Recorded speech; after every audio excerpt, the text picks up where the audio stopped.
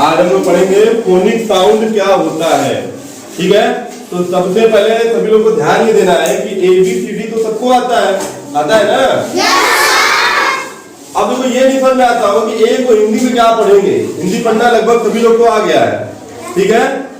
तो ए को हिंदी में पढ़ते हैं अय, बी को क्या पढ़ेंगे सी को क, डी को ड, ई रहेगा तो एफ रहेगा तो जी रहेगा तो एच रहेगा तो छोटी ई रहेगी तो छोटी ई को इंग्लिश में आई बोलेंगे, ठीक है ना।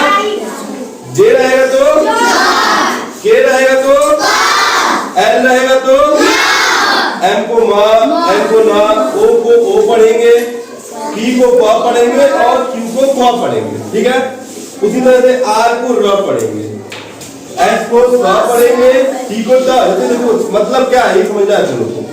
यू को अ, वी को व, डब्ल्यू को वा, एक्स को कस, आधा क और कश, वाई को य, जेड को ज।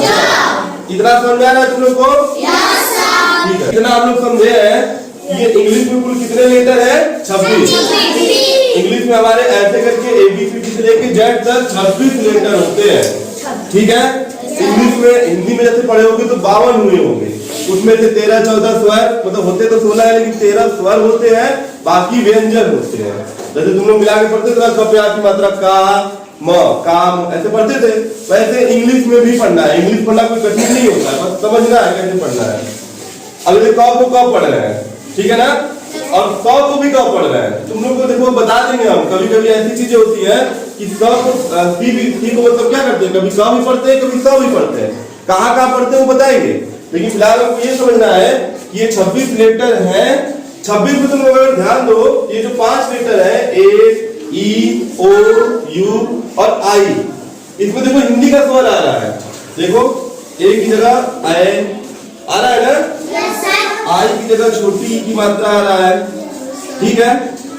ई की जगह ए आ रहा है, ठीक है। यू की जगह आ रहा है और ओ की जगह ओ आ रहा है। इसका मतलब ये हुआ कि ये हमारा इंग्लिश वाला स्वर है। ये कौन सा स्वर है? इंग्लिश वाला। ये ऐसे कितने हैं? 5। तो हमारे 5 इंग्लिश में वॉवेल हो गए, यानी 5 स्वर हो गए। इंग्लिश को वॉवेल कहते हैं इंग्लिश में, और 21 हमारे कंसोनेंट हो गए, ठीक है। देखो इसके अलावा कहीं पे तुम लोग देख रहे हो क्या हिंदी का स्वर है? नहीं है ना। तो हमें याद रखना है कि इसी 5 की मदद से ही आगे चल के इंग्लिश के लेटर बनेंगे, इंग्लिश के वर्ड बनेंगे, ठीक है। वर्ड से सेंटेंस बनेंगे, ठीक है। जैसे देखो कुछ एग्जांपल हम यहाँ दे रहे हैं। इसको कहते हैं ब्लेंडिंग। ब्लेंडिंग करने का मतलब कि अक्षर से हम लोग वर्ड बनाएंगे।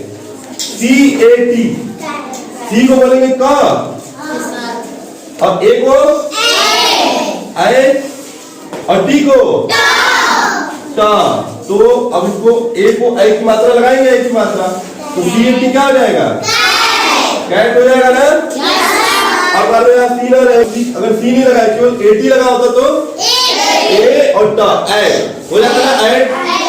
तो इसी तरह MAT, तो ये क्या हो जाएगा? क्यों मैट हो गया? क्योंकि आई की मात्रा लगाना है।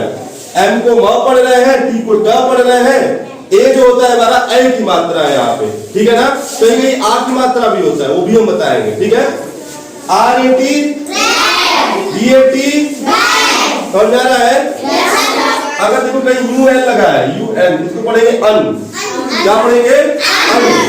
यू को अ बोलेंगे, इसको ना बोलेंगे, देखा अन। बी लग गया तो बन, बी लग गया तो एफ लग गया तो फन, क्योंकि एफ को हम लोग बोलते हैं फ। अब आगे वाला है अन, फन हो गया। आर हो गया तो रन, आर हो गया तो रन, और जी हो गया तो रन। क्योंकि आर को र पढ़ते हैं, जी को ग पढ़ते हैं, तो ये गन हो जाएगा, ये रन हो जाएगा।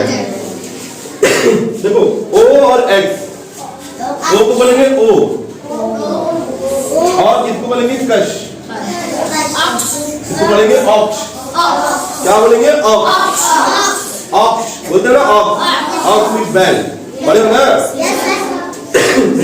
अब इसके आगे एफ लगा दोगे तो फॉक्स हो जाएगा। हाँ पे ओ की मात्रा और क्या हो गया? एफ को फ बोलते हैं ना हम लोग। अब ओ हमारा ओ की मात्रा होता है, अब ये कस हो गया तो फॉक्स हो गया। उसी तरह से एम लगा है तो मॉक्स। क्या बोलोगे? समझ में आ रहा है? अब ए एम लिखा है, ए एम को बोलेंगे एम। क्या बोलेंगे? एम। डी लग गया तो डैम, डैम हो गया ना। आर हो गया तो रैम, आर हो गया तो रैम। इनको राम भी पढ़ा जाता है, ठीक है, लेकिन यहाँ रैम भी पढ़ा जाता है, ठीक है ना। उसी तरह से यहाँ पर देखो क्या लिखा है, GIFT। जी है, अब जी पे आई की मात्रा लगा है, यानी कि ग पे छोटी ई की मात्रा, और एफ और टी जो गया गिफ्ट। क्या हो गया? अब ग की जगह र लगा दी तो लिफ्ट हो जाएगा, और अगर FIT लिखा है तो फिट हो जाएगा। वहां पे छोटी ई की मात्रा और ट फिट हो जाएगा। अब यहाँ डी लगा हुआ है तो ये हो जाएगा ड्रिफ्ट। ये डी को ड पढ़ते हैं ना, ये हो जाएगा ड्रिफ्ट। क्या हो जाएगा?